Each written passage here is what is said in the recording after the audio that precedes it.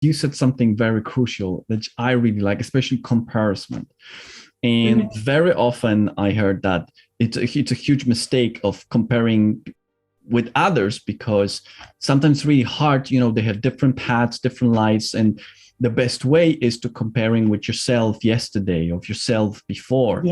That will actually gives you much better track on how you're doing.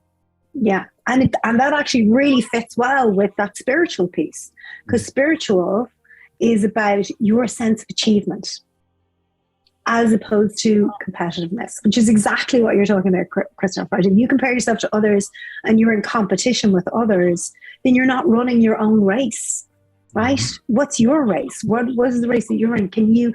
What's the best that you can be? So from a spiritual perspective, I'd be saying to you, like, who is your best self?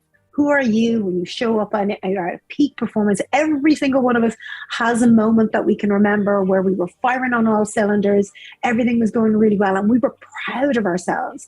And to really dig into that moment of pride and to think about, who was I? What was I doing? What was I wearing? What was I talking? What did it look like and feel like in my body when I was in that moment? And then how can I bring that person more of the time? How do I show up for every interview, for every application, for every conversation with more of my best self? Because that's when you're going to connect with people on an entirely different level, that spiritual connection of your higher self, and bring that to the process.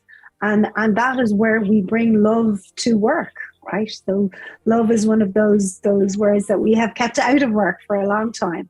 Leave your heart at the door and don't have your emotions. But actually, we get the best out of ourselves when we love what it is we do, when we run our own race and we're looking for the best outcome. Fantastic, because that leads me to another question. Feel free to join our LinkedIn group. Hopefully I will see you soon. Thank you.